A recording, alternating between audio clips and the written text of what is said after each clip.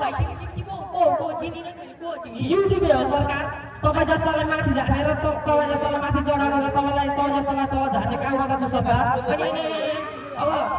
अब त्यो अहिले आउने शैली मिलेन क्या अब पहिला हाम्रो बुवाहरूको बारेमा त सरकार हजुरसँग अलिकति समय छ भने समय मिलाएर हामीलाई अलिकति समय दिनु पर्यो भनिन्थ्यो अनि हाम्रो बुवाहरूले हुन्छ भनेपछि पत्रकार बोल्यो नत्र पत्रकार घर चल्यो भन्यो तिमी त सल्लाह आयो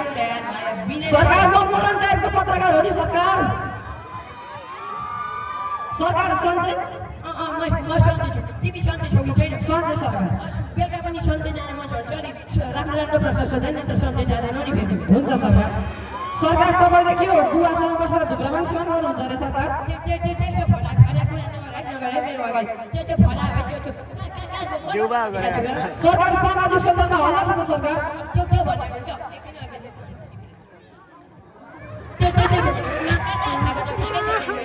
सरकार रिसाउनु भयो क्या तपाईँले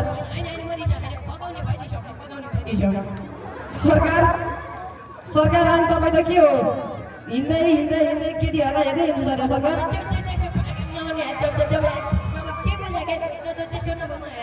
सरकार तपाईँ कोही अन्तिमचोटि कहाँ रिसाउनु भयो सरकार ठ्याक्कै भन्यो भने म अन्तिमचोटि दुनियाँ थापाको गीत रिलिज हुँदा रिसाएको क्या जन आयो जन जान्नु जायो राजा आयो राजा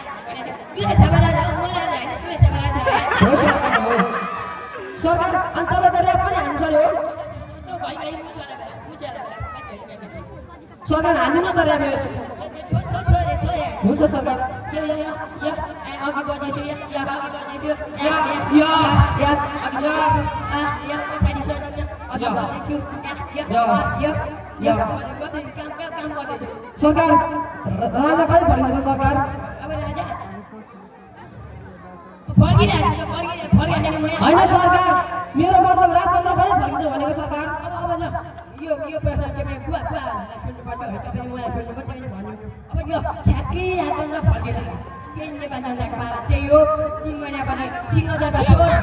लुकी जुम खेल्ने भोलि आउने गर्छ